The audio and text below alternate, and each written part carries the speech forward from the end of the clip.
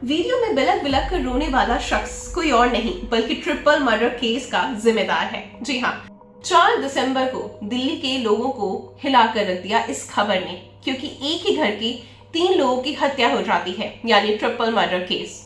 और इस वीडियो में दिखने वाला शख्स कोई और नहीं बल्कि कातिल है। जी हाँ, और बल्कि कोई बाहरी इंसान नहीं बल्कि इसी घर का मेंबर है। वो क्या कारण था जिस वजह से उसने ये तीनों को मौत के घाट उतार दिया? ऐसा क्या पहाड़ टूट गया था, या उन लोगों ने इसका क्या बुरा किया था, यानी इसके खुद के माँ बाप और इसकी बहन ने? जब ये खबर दिसंबर यानी 4 दिसंबर की सुबह सबको मिलती है, तभी पुलिस इस काम में जुट जाती है और आखिरकार कातिल का पता लगा ही लेती है। इस शख्स का नाम है अर्जुन। आपको बता देते हैं कि बुधवार की सुबह एक युवक ने शादी की सालगिरह पर ही अपने रिटायर्ड सेना अधिकारी पिता और माँ और बहन की जान ले ली और अब वह रोता हुआ नजर आ रहा है। आरोपी बेटे अर्जुन ने पूछताछ में कई चौंकाने वाले खुलासे किए हैं। अर्जुन ने बताया कि पिता के साथ उसके संबंध अच्छे नहीं थे। वो उसे पढ़ाई करने के लिए दबाव बनाते थे, लेकिन उसका सारा ध्यान और सारा इंटरेस्ट बॉक्सिंग में था। इस बात को लेकर पिता और बेटे के बीच में अक्सर विवाद होने लगा, लेकिन ये विवाद तब बढ़ गया जब एक दिन पिता ने इसी बात को लेकर अपने बेटे पर हाथ उठा दिया। उसी दिन इस नालायक बेटे यानी इस कलयुग के बेटे ने सोच लिया कि इस थप्पड़ का जवाब वो अपने बाप को इस दुनिया से भेज कर ही उतारेगा, यानी बदला लेगा। और ठीक उसी दिन से उसने ये सब प्लान करना शुरू कर दिया।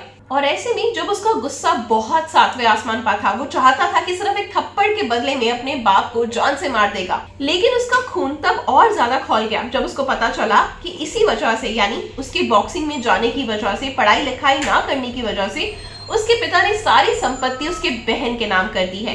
ऐसी बात जब उसको सुनने में आई, उसको पता चला, तो उसने ठान लिया कि वो अपने साथ साथ यानी अपने पिता के साथ साथ अपनी माँ और बहन को भी मौत के घाट उतार देगा।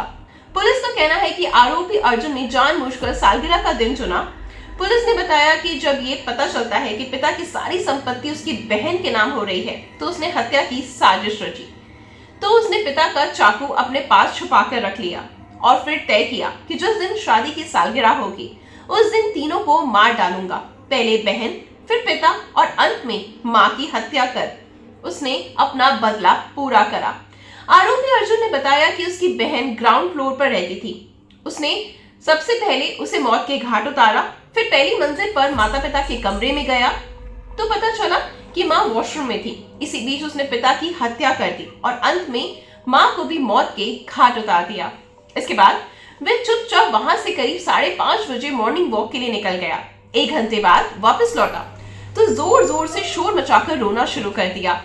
शोर मचाकर पड़ोसियों को बुलाना शुरू कर दिया। बयान से पुलिस को शक हुआ। जब जांच हुई तो ये बात सामने आई कि एंट्री जो थी बिल्कुल नॉर्मल थी, यानी कोई भी जोर जबरदस्ती से घर का गेट नहीं खोला गया। सीसीटीवी फुटेज में भी चेक किया गया तो कोई भी इस दौरान भारी शख्स घर में आता हुआ नजर नहीं आया। और बाद में पुलिस ने बेटे से पूछताछ करी तो उसने कई ऊट-पटांग बयान देने शुरू कर दिए। इससे पुलिस का जो शक था वो पुख्ता होता चला गया। इसके बाद पुलिस ने सख्ती से उससे पूछताछ करी और आखिरकार वो पुलिस के सामने घुटने टेक गया और उसके बाद उसने बताया इस पूरे हत्याकांड की सच्चाई A to Z कि कैसे और क्यों उसने अपने ही माँ बाप और अपनी ही बहन का यानी अपनी ही सगी बहन का कत्ल क्यों किया। उसने बताया कि उनके घर में अक्सर झगड़ा रहता था। जूडो में ब्लैक बेल्ट थी।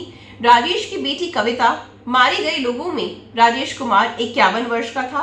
उसकी पत्नी जो थी 46 साल की थी। उनकी बेटी कविता 23 साल की थी। मूल रूप से हरियाणा के महेंद्रगढ़ के गांव खेड़ी तलवाना निवासी राजेश कुमार अपनी पत्नी, बेटी और बेटे अर्जुन के साथ 30 साल से देवली गांव में चौपाल के पास रहते थे।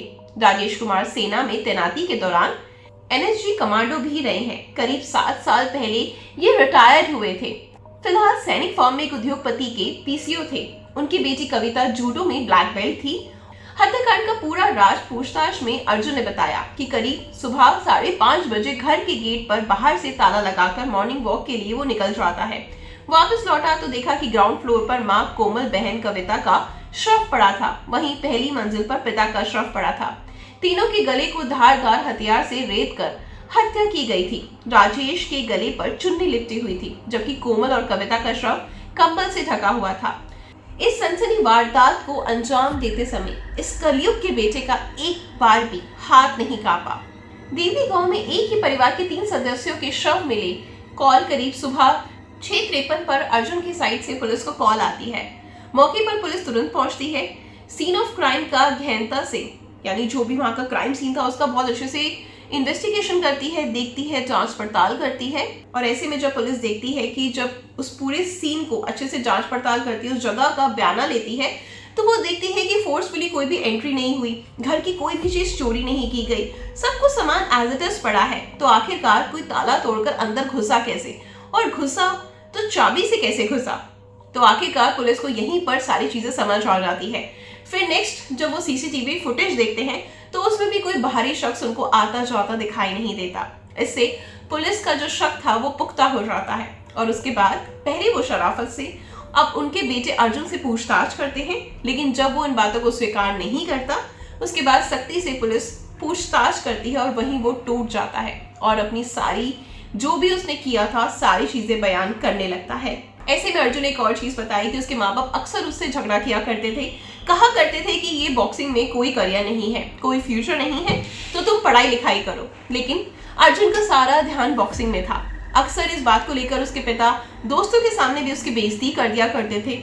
जब उसने अपने माँ बाप को मारने की पहली बार सोची, तब उसके पिता ने सबके सामने उसको थप्पड़ जड़ दिया था। जिस दिन से उसने ठान लिया था कि अब वो पिता का कत्ल कर रहेगा, लेकिन फिर भी वो कुछ सोच विचार में था। लेकिन उसके इरादे पक्के तब हुए जब उसकी बेटी के नाम उसके पिता ने सारी संपत्ति कर दी। और शुरुआत से ही उसकी बहन से उसकी बनती नहीं थी, आपस में द्वेष भावना पहले से ही रहा करती थी। और ऐसे में जब उसकी बहन के नाम घर की पूरी संपत्ति कर दी गई, तब उसने सोच लिया कि वो इन तीनों को मौत के घाट उतार देगा। फिर भी उसने पुलिस को जो बयान दिया अपने बचाव में, कहा कि मैं एक स्पोर्ट्स पर्सन हूँ, सुबह हर रोज 4:30 के आसपास मॉर्निंग वॉक के लिए जाता हूँ। और ऐसे में अर्जुन ने 4 दिसंबर का दिन चुना क्योंकि उसी दिन उसके पिता की बर्थडे भी होता है और एनिवर्सरी भी थी। तो उसने सोचा कि आज के दिन किसी को भी शक नहीं जाएगा, मैं यही दिखाऊंगा कि वो कुछ बड़ा सेलिब्रेट करने वाले थे, जिसकी वजह से किसी को पता लग गया कि घर में दौलत होगी, जेवरात होंगे और वो उनको लूटने के मकसद से इन तीनों की हत्या कर जाएंगे। और सुबह सुबह के समय हर किसी को पता होता है कि इनका बेटा घर से बाहर होता है। उसने अपनी तरफ से पूरी कोशिश करी, लेकिन पुलिस तो फिर पुलिस ही है। जब वो किसी मामले को सुलझाने पर आती है तो उसका समाधान कर ही लेती है। आपका क्या कहना है इस रिपोर्ट के बारे में? आज के समय में लोगों को क्या होता जा रहा है? उनका गुस्सा इतना ज्यादा बढ़ गया है कि उनके गुस्से का शिकार कोई और नहीं बल्कि उनके खुद के माँ बाप हो रहे हैं, जो उनको इस दुनिया में लेकर आए, जिन्होंने उन्हें बड़ा किया, पाला पोसा, सारी दिक्कतों का सामना करा। लेकिन एक थोड़ी देर का गुस्सा उनका पुराना वो सारा टाइम भुला देते हैं बच्चे, जो उनके माँ बाप ने अपनी पूरी जिंदगी झोंक दी, अपनी पूरी जवानी झोंक दी अपने बच्चों को कामयाब करने के चक्कर में। आज के समय में अगर मैं ये कहूँ कि पड़ोसी बेकार हैं, आपके आसपास के लोग बेकार हैं, तो ये बातें बेकार की हैं। क्योंकि आज के समय में बेटा बाप का दुश्मन है, बाप बेटे के खून का प्यासा है। कभी कोई किसी को मार रहा है तो कोई किसी को मार रहा है। शायद यही कलयुग का अंत आने वाला है और यही सब चीजें दर्शाता है कि आज के समय में कोई भी इंसान सेफ नहीं है, खुद की औलाद से भी नहीं और किसी और से भी नहीं। आपका क्या कहना है इस रिपोर्ट के बारे में? कमेंट सेक्शन में जरूर बताना। अगर आपको ऐसी और न्यूज सुननी है तो प्लीज हमारे साथ बने रहें, चैनल को सब्सक्राइब करें, वीडियो को लाइक और शेयर जरूर करें।